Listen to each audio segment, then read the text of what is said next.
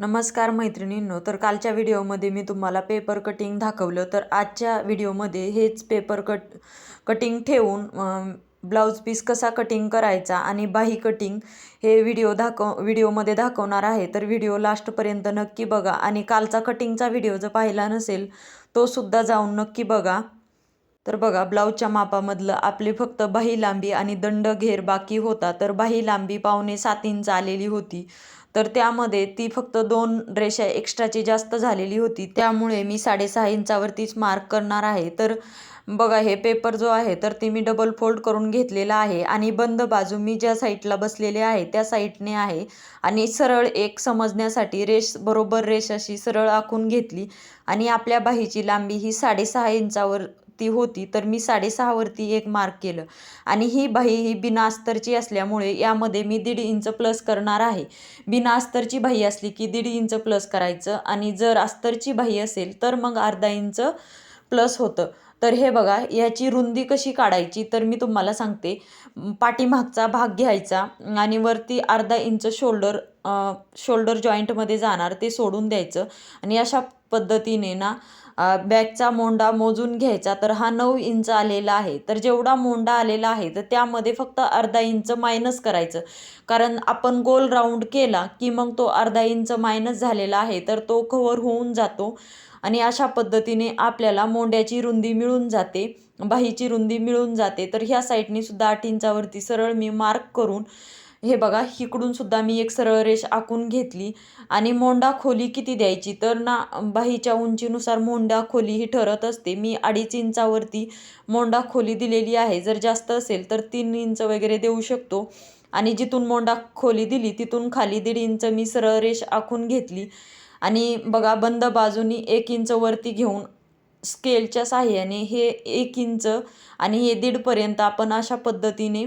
स्केलच्या साहाय्याने मी रेस आखून घेतली आणि बघा, याचं सेंटर काढून घेतलेलं आहे आणि सेंटर काढल्याच्या नंतर वरच्या बाजूने 1/2 इंच आणि खालच्या बाजूने 1/2 इंच असं टोटल 1/2 इंच मी अर्धा ते 1/2 इंचाचं मार्किंग सोडून अशा पद्धतीने यावरनं बघा, गोलमध्ये अशी रेष आखून घ्यायची. आधी डॉटेड लाईन आखली तरी चालतं आणि यानंतर अशा पद्धतीने लाईन आखून बाहीचा आकार देऊन घ्यायचा. हा जो पहिल्यांदा आकार दिला तर तो मागच्या मोंड्याचा होता आणि पुढच्या मोंड्यासाठी आतून आकार द्यायचा, जेणेकरून बाहीला फुगा वगैरे येत नाही.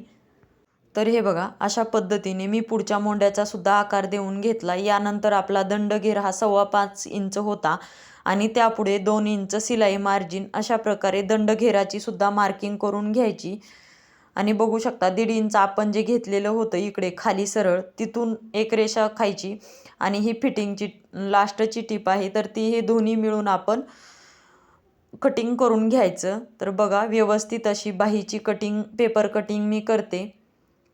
तर बाहीची पेपर कटिंग शक्यतो मी करत नाही डायरेक्ट बाहीवरती, कारण बाही कधी कमी कधी जास्त असू शकते किंवा बिना अस्तरची बाही असते त्यामुळे. परंतु तुम्हाला समजण्यासाठी मी बाहीची पेपर कटिंग केलेली आहे.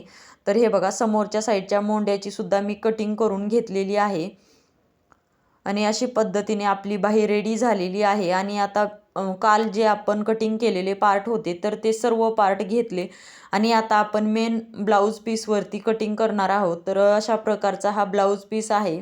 तर हा ब्लाऊज पीस व्यवस्थित डबल फोल्डेड हा पीस आहे आणि व्यवस्थित ठेवून घ्यायचा. बघू शकता, जर जास्त गोळा झालेला असेल तर तुम्ही इस्त्रीसुद्धा करू शकता.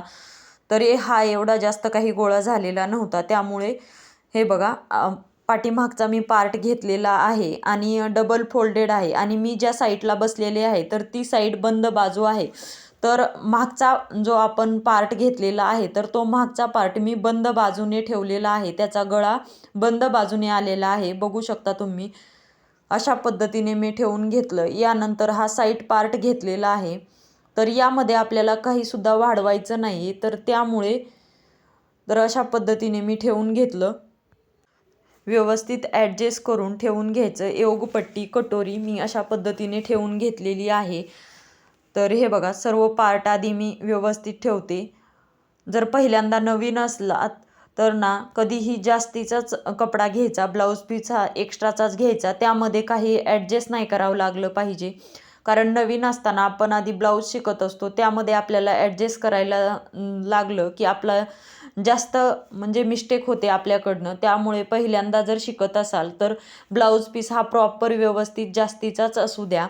यानंतर बघा मी पाठीमागच्या भागाला पूर्ण बाजूनी मार्किंग करून घेतलं. यानंतर साईड पार्ट मार्किंग केले. एक एक पार्ट मार्किंग करत जायचं.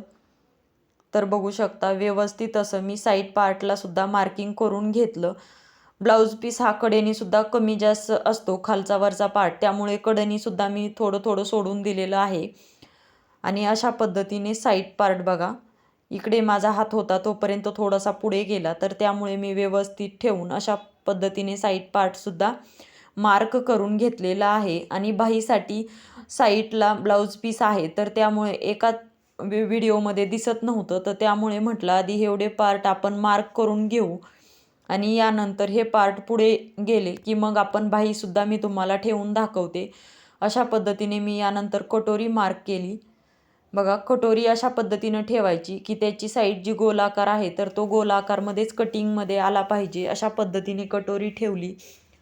आणि हे बघा हे पार्ट मी काढून म्हणजे बाजूला काढून ठेवलेले आहेत, कारण मार्किंग केल्यावर आपल्याला व्यवस्थित दिसत आहे कटिंग करण्यासाठी, त्यामुळे मी ते पार्ट बाजूला ठेवले. आणि योगपट्टी आहे तर याचीसुद्धा मी मार्किंग करून घेत आहे.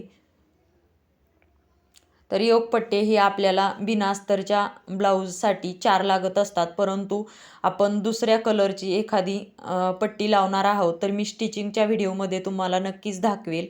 यानंतर बघू शकता मी बाही ठेवून घेतलेली आहे.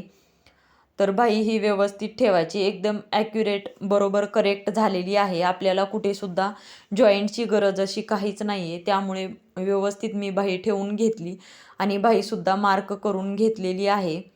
बघू शकता बाहीसुद्धा आपल्याला कुठेच वाढवायची नाही आहे. सर्व बाजूंनी बाहीसुद्धा मार्क करून झाल्याच्या नंतर हे सर्व पार्ट व्यवस्थित ठेवून कटिंग करायचे. तर बघू शकता किती सुंदर आपले पार्ट असे कटिंग झालेले आहेत. तर यानंतर हे बघा व्यवस्थित आणि कटिंग करताना जी आपण रेष आखलेली आहे त्याच्या थोडंसं नॉर्मल बाहेरच येऊ द्यायची कटिंग, कारण आतमध्ये नाही येऊ द्यायची. जास्तीचा कपडा झाला पाहिजे पण कमी नाही झाला पाहिजे. तर एवढं नवीन शिकत असताना एवढं लक्षात नक्की ठेवायचं. जास्त झालं तर काहीच प्रॉब्लेम नाही, नंतर आपण स्टिचिंगमध्ये कटिंग करून बाजूला काढू शकतो. परंतु कमी पडला तर एकतर आपण नवीन शिकत असतो आणि कमी पडला तर मग आपल्याला ॲडजस्ट करणं आणि प्लस आपण शिकत असतो, त्यामुळे आपलं जास्त कन्फ्युजन होऊ शकतं. तर त्यामुळे कधीही एक्स्ट्रा ठेवायचं, कमी नाही करायचं. यानंतर मी साईड पार्टसुद्धा कटिंग केला. बघू शकता आता कटोरी कटिंग करत आहे आणि आपल्याला ही बिना अस्तरचा असल्यामुळे याला गोटसुद्धा बसवायचा आहे. आणि हा ब्लाऊज साठी मी मधल्या साईडच्या पट्ट्या ठेवणार आहे. स्टिचिंगला गेल्याच्या नंतरच मी पट्ट्या काढणार आहे, त्यावेळेसच मी तुम्हाला व्यवस्थित दाखवते. सध्या तरी मी फक्त हे पार्ट कटिंग करून घेत आहे, कारण आधी ब्लाऊज शिवून यानंतरच आपण बघूयात. कारण आपल्याला योगपट्टीसुद्धा अजून 2 पट्ट्या काढायच्या आहेत. आपल्याला योगपट्टीच्या हुकलूकसाठी पट्टी लागते बॅक साईडला. उलटं जास्त बिना अस्तरच्या बाहीला जास्त कपडा लागतो, जर अस्तरचा ब्लाऊज असेल तर कमी लागतो. अशा पद्धतीने सर्व पार्ट रेडी झाले. स्टिचिंगचा व्हिडिओ मी पुढच्या पार्टमध्ये नक्की दाखवते.